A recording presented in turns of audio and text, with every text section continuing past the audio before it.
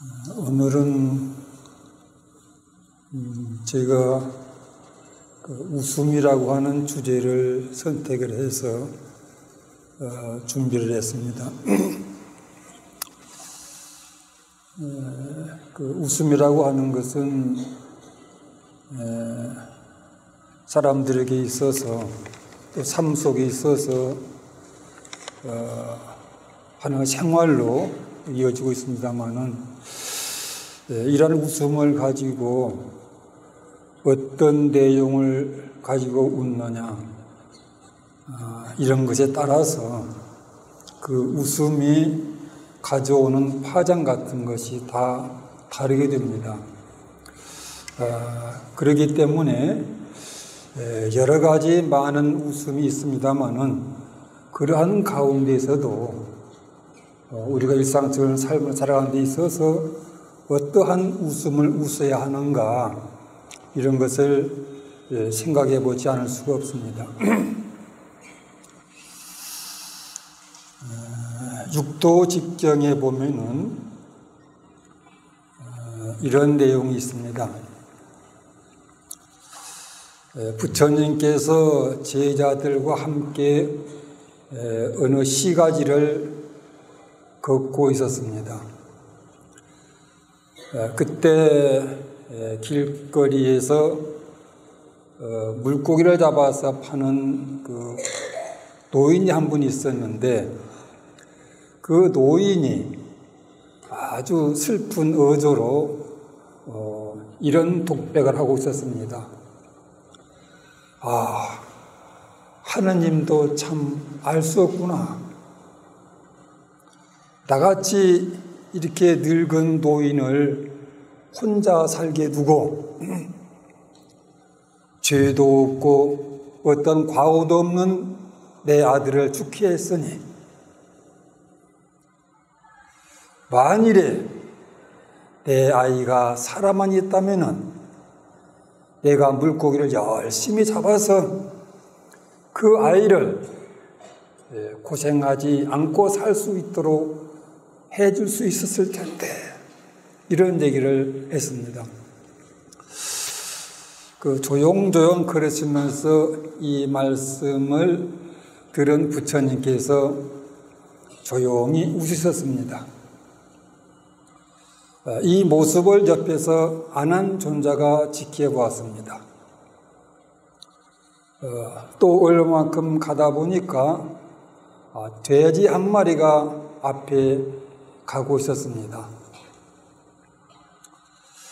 이 돼지는 오물이 말라붙어서 몸 자체가 흉측스러울 뿐만 아니라 역한 냄새가 풍겨서 사람들이 코를 막을 정도가 되었습니다마는 그러나 돼지는 그야말로 돼지답게 태연스럽게 꿀꿀대면서 그 엉덩이를 흔들고 가고 있었습니다. 이러한 돼지를 본 부처님께서 또 조용히 웃으셨습니다. 이 모습도 역시 아난존자가 보았습니다. 그리고 나서 아난존자가 생각해 보니까 아무래도 이상해요. 부처님 저렇게 웃으신 데는 필시 어떤 의미가 있을 텐데 어떤 뜻으로 웃으셨는가 이것을 알고 싶었던 것입니다. 그래서 부처님께 물었습니다. 부처님이셔, 제가 옆에서 보니 부처님께서는 조금 전에 2번이나 웃으셨습니다. 제 상식으로는 사람을 보고 웃는다고 하는 것은 큰 신뢰가 된다고 생각됩니다마는 부처님께서 그럼에도 불구하고 웃으시는 데에는 필시 어떤 깊은 뜻이 있을 줄로 사료됩니다. 하오니 그에 대해서 말씀해 주십시오. 이렇게 요청을 했습니다. 그러니까 부처님께서 아나니여 참으로 잘 물었다.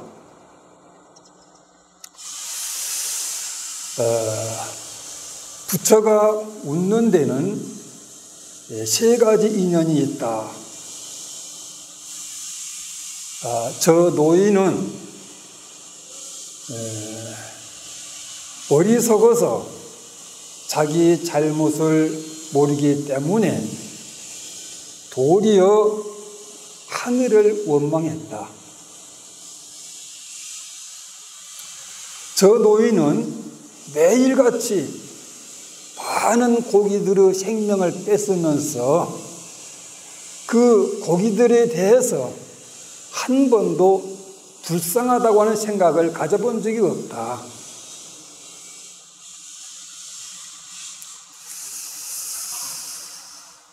사실은 그러한 죄업이 아들에게 화근이 되어서 아들이 먼저 죽게 된 것이다. 그럼에도 그것을 하늘이 한 걸로 알고 있으니 측은하지 않느냐?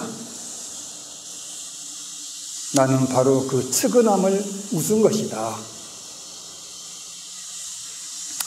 이것이 부처가 웃는 제1의 이유다.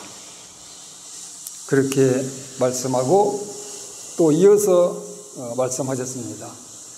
제2의 이유는 저 노인이 옛날 전생에 비행 황제가 되어서 복덕도 높고 위세도 당당했지만은 그러한 좋은 자리에 있음에도 불구하고 평소에 뽐내고 또 게으르게 살고 그러한 과보로서 지금은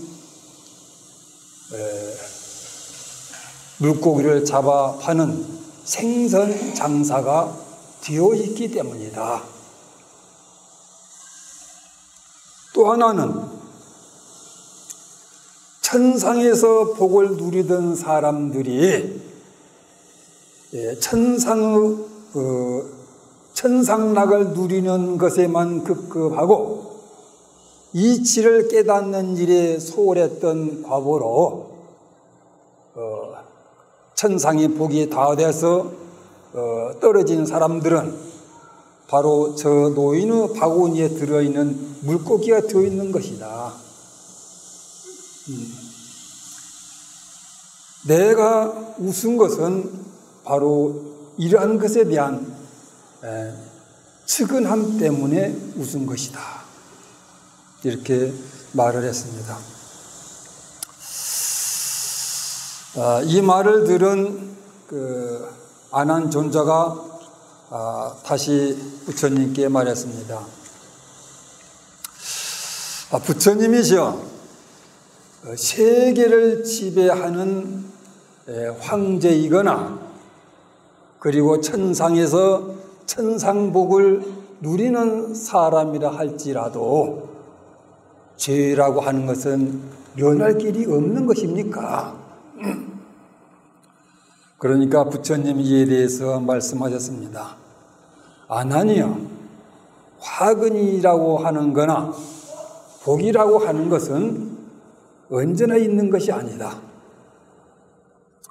존귀하고 번영하는 자리에 있다 하더라도 그러한 사람이 자비를 모든 것에 베풀게 되면은 그로 인해서 모든 화근을 면할 수 있지만은 만일 그러한 자리에 있으면서 귀한 것을 뽐내고 어리석음으로써 사도를 행하게 되면은 그는 머지않아서 죄를 받게 된다.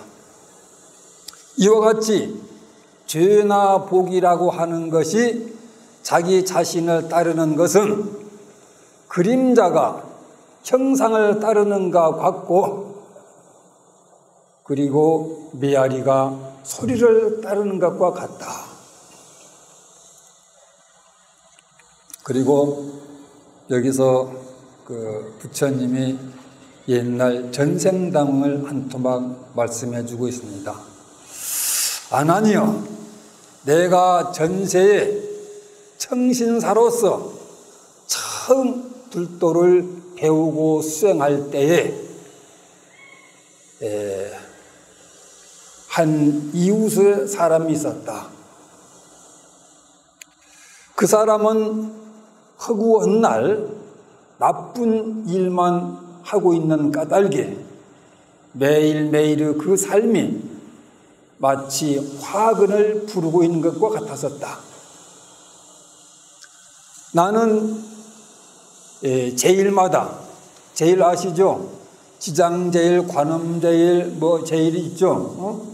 이런 제일마다 절에 가서 스님들에게 설법을 들은 그러한 공덕으로서 모든 앙화라고 하는 것이 소멸되었지만은 내 아들은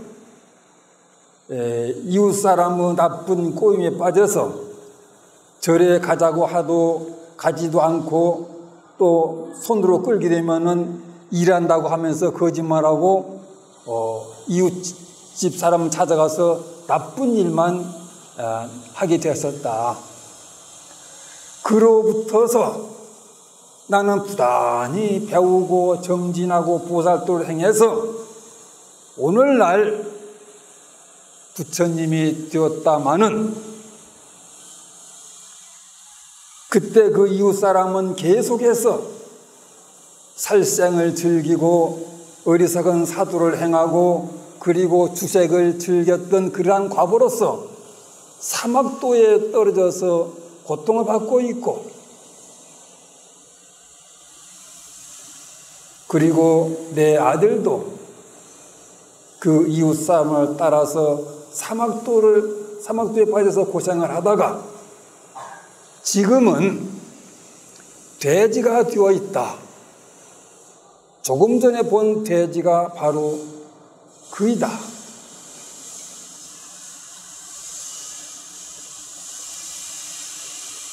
그러니까 어떻습니까? 전생에 부처님의 아들이었습니다마는 삶을 추구하는 내용과 지향하는 방향이 다르다 보니까 그렇게 된 것입니다. 천지형격의 사이가 벌어진 것입니다.